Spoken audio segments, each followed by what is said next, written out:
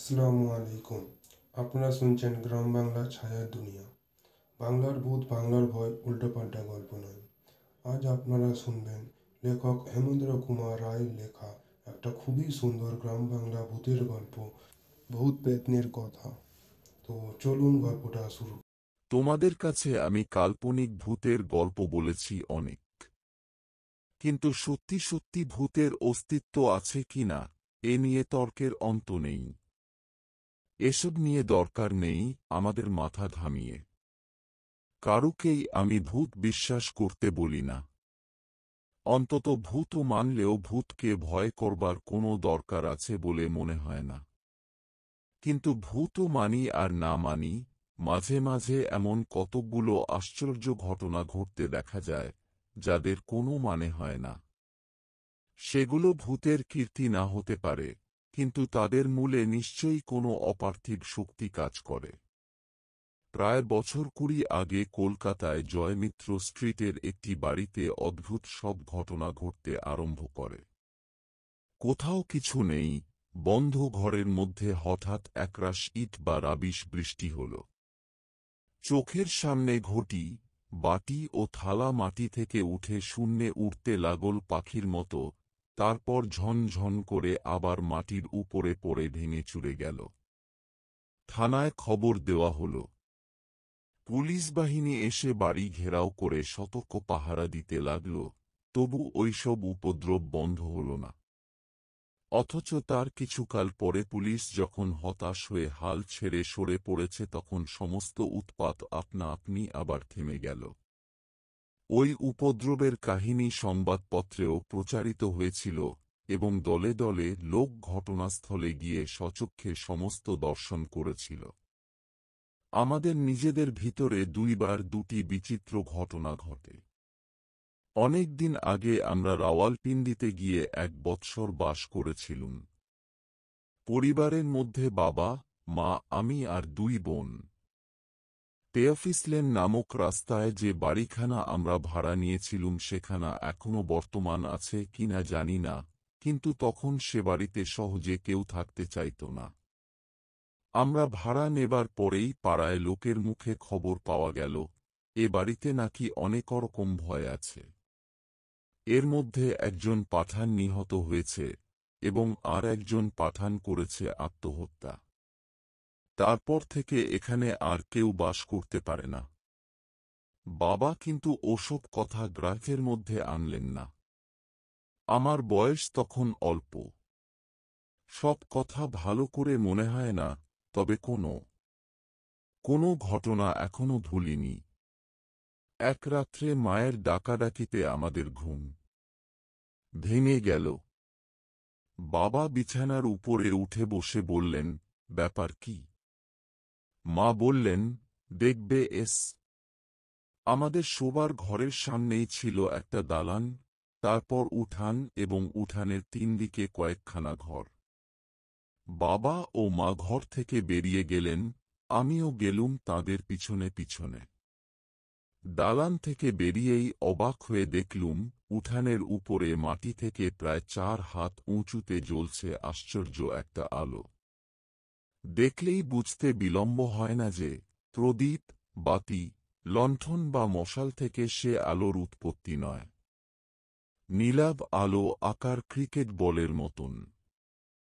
চাঁদের কিরণে ধবন্ধবে উঠানের উপরে আলোটা এদিক থেকে ওদিক পর্যন্ত নেচে বেড়াচ্ছে এবং মাঝে মাঝে একটা ঘরে দরজার কাছে গিয়ে যেন ঠোকর খেয়েই আবার আসছে। মায়ের বাধা না মেনে বাবা উঠানের দিকে অগ্রসর হলেন। আলোটাও হঠাৎ নিবে গেল। তারপর কয়েক রাত ধরে আর একরকম কান। গভীর রাত্রে উঠানের ধারের ঘরগুলোর দরজায় দরজায় শিকল বেজে ওঠে ঝনঝন ঝনঝন। বাবা বাইরে ছুটে যান, কিন্তু কারুকে দেখতে পান না। হয়তো বাইরের দুষ্টু লোক এসে ভয় দেখাচ্ছে, এই ভেবে ভিতরে ঢুকবার 2 দরজায় তালাচাবি লাগানো হল, কিন্তু তবু থামল না শিকল সঙ্গীত। মা তো ভয়ে সারা। বলেন, এ অলক্ষণের বাড়ি ছেড়ে চল। বাবা কিন্তু অটল। বলেন, আলো দেখিয়ে আর শিকল বাজিয়ে কোনো পাঠানভূত আমাকে ভয় দেখাতে পারবে না।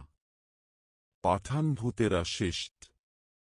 হতাশ হয়ে আলো দেখানোর ও শিকল বাজানোর কাজে ইস্তফা দিলে।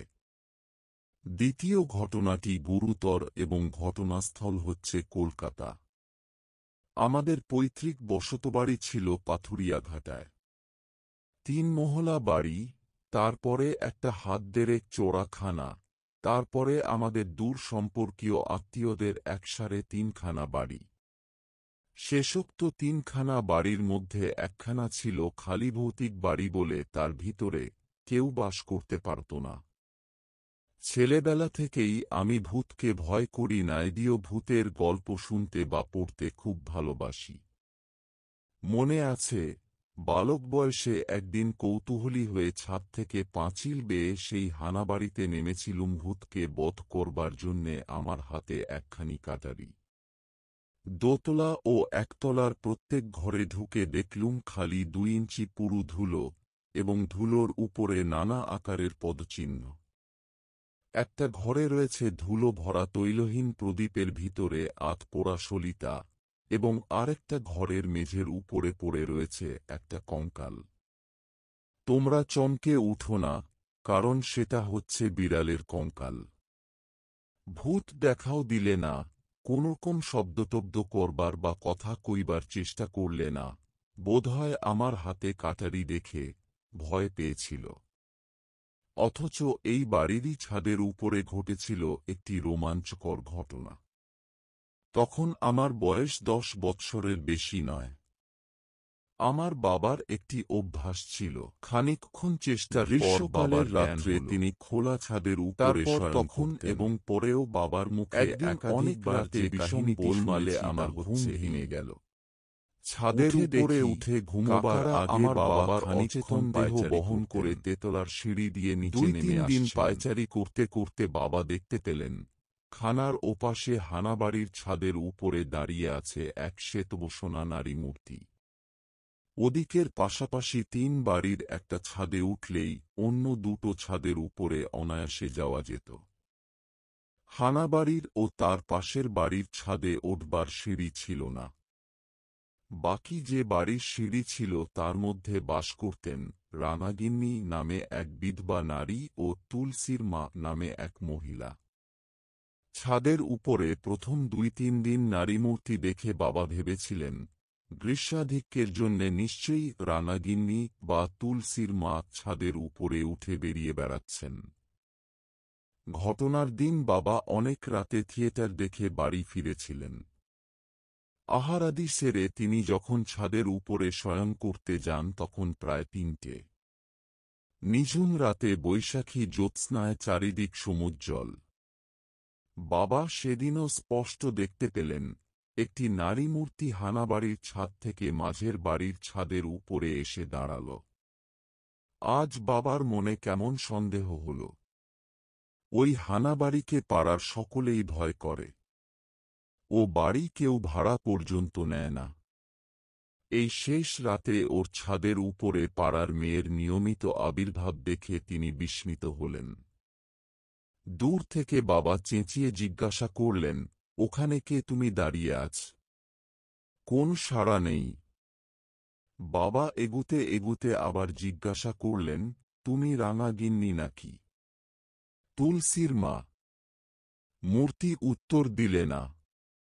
বাবা তখন খানার সামনে এসে দাঁড়িয়েছেন। এতক্ষণে তিনি লক্ষ্য করলেন, মূর্তির মুখে ঘোমটা। রানাগিন্নি বা তুলসীর মা বাবার সামনে ঘোমটা দিতেন না। ওখানে অন্য কোনো মেয়ের আসবার কথাও নয়। তবে কে এই নারী? মূর্তি স্থির হয়ে দাঁড়িয়ে আছে। পরিপূর্ণ চাঁদের আলোতেও তার কাপড়ের ভিতর থেকে দেহের কোনো অংশই দেখা যাচ্ছে না। তার ভাবভঙ্গি বৃদ্ধার মতন নয় বটে, কিন্তু সে যুবতী কি প্রৌঢ়া তাও বোঝবার উপায় নেই। বাবা অত্যন্ত কৌতূহলী হয়ে খানা ডিঙিয়ে পাশের বাড়ির ছাদের উপরে গিয়ে উঠলেন। তিনি স্থির করলেন, নিশ্চয় এ কোন মেয়ে চোর। ধরা পড়ে জড়সড় হয়ে দাঁড়িয়ে আছে। বাবা তার দিকে অগ্রসর হতেই সে পায়ে পায়ে পিছোতে লাগল। বাবা বললেন, দাঁড়াও। শিল্পীর বল কে তুমি? কোন জবাব না দিয়ে মূর্তি পিছোতে লাগল। ক্রমে তার সঙ্গে বাবাও হানাবাড়ির ছাদের উপরে গিয়ে পড়লেন। নারী মূর্তি একেবারে ছাদের ধারে গিয়ে দাঁড়াল। তারপর আর পিছোবার উপায় নেই। আর কোথায় পালাবে? এখন আমার কথার জবাব দাও। কে তুমি? বলে বাবা আরো 2 পা এগিয়ে গেলেন। তারপর যা হল সেটা একেবারেই কল্পনাতীত। বাবা যখন মূর্তির কাছ থেকে মাত্র 1 হাত তফাতে, তখন পূর্ণ চন্দ্রালোকেই সেই অদ্ভুত স্ত্রীলোকটি যেন হাওয়ার ভিতরে মিলিয়ে গেল। বাবা অত্যন্ত সাহসী ছিলেন। তিনি যে ভূতকে ভয় করতেন না এ কথা আমি জানি। কিন্তু এই অপার্থিব দৃশ্য দেখে গেলেন। এই ঘটনার কিছুকাল পরে আমাদের বসতবাড়ি 4 ভাগে বিভক্ত হয়ে যায় এবং আমাদের অংশে পড়ে বাড়ির পিছন দিকটা। খানার ধারে হানাবাড়ির ঠিক পাশেই তেতলার ঘরে আমি বহু বৎসর শয়ন করেছিলুম, কিন্তু প্রেতিনী দর্শনের সৌভাগ্য বা দুর্ভাগ্য কোন দিন আমার হয়নি। বাবা এর পরেও গ্রীষ্মকালে ছাদে শয়ন করতেন, কিন্তু কোন ছায়ামূর্তি আর তিনি দেখতে পাননি। হানাবাড়িখানাও পরে সংস্কার করে ভাড়া দেওয়া হয়েছিল, কিন্তু কোনো ভাড়াটিয়া ভূতের ভয় পেয়েছে বলে অভিযোগ করেনি। বাবা ছিলেন অত্যন্ত সত্যবাদী, নির্ভীক, স্বল্পবাক ও গম্ভীর প্রকৃতির মানুষ। তিনি যে মিথ্যা ভয় পেয়েছিলেন বা কাল্পনিক গল্পকে সত্য বলে চালিয়েছিলেন, এমন অসম্ভব কথা আমি স্বপ্নেও বিশ্বাস করতে পারি না। পরবর্তী ভিডিওতে আপনাদের জন্য অপেক্ষা করছে আরও এক ভয়ের কাহিনী। সাথেই থাকুন আর সাবস্ক্রাইব করতে ভুলবেন না।